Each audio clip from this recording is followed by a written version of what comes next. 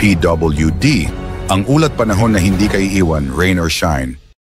Magandang araw Pilipinas, narito na ang ating fresh weather update ngayong araw mula sa Pag-asa. Ngayong Martes, Nobyembre 11, 2025, patuloy na minomonitor ng Pag-asa ang bagyong Uwan na may international name Fong Wong.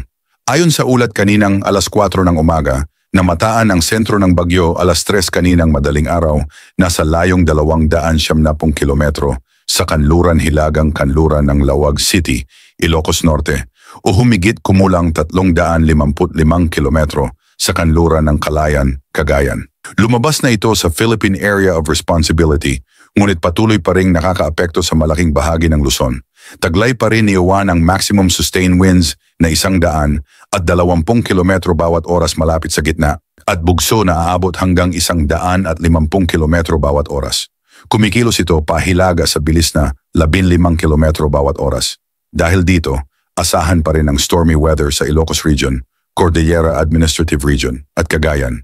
Magiging maulan, may kasamang malalakas na hangin, kaya may banta ng flash floods at landslides, lalo na sa mga mabababang lugar at bulubunduking bahagi. Nasa minor hanggang moderate threat pa rin sa buhay at ari-arian dahil sa malakas hanggang bugso ng hanging may lakas na katumbas ng gale force winds.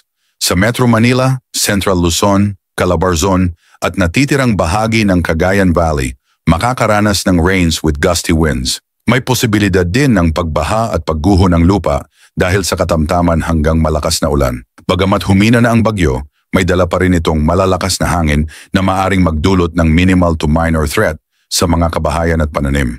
Samantala, sa Western Visayas at nalalabing bahagi ng Luzon, magiging maulap ang kalangitan na may kalat-kalat na pag-ulan at pagkidlat-pagkulog, dulot ng trough o buntot ng bagyong. Delikado pa rin ang mga mababang lugar dahil posibleng may flash floods o landslides sa mga sandaling tumaas ang daloy ng ulan. Para naman sa natitirang bahagi ng Visayas at Mindanao, bahagyang maulap hanggang maulap na kalangitan na may paminsan-minsang pag-ulan o pagkidlat-pagkulog ang mararanasan, dulot ng localized thunderstorms.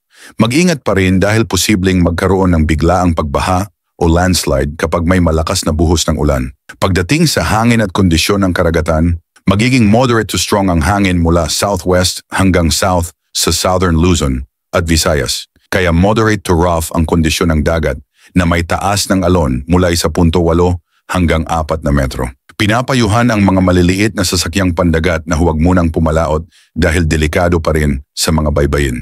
Sa kanlurang bahagi ng Mindanao, light to moderate ang hangin mula southwest hanggang south. Kaya slight to moderate din ang dagat na may alon mula 0.6 hanggang 2.1 metro. Samantala, sa natitirang bahagi ng Mindanao, light to moderate din ang ihip ng hangin mula northeast hanggang northwest na magdudulot ng banayad hanggang katamtamang karagatan na may taas ng alon mula 0.6 hanggang 1.5 metro.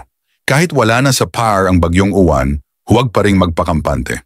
Bantayan ang mga susunod na weather advisory at siguraduhing handa sa mga posibleng epekto ng malalakas na ulan at hangin, lalo na sa Northern Luzon. Pasuyo ng like at subscribe bilang suporta sa ating channel PWD, ang ulat panahon na hindi kaiiwan, rain or shine. Ingat Pilipinas!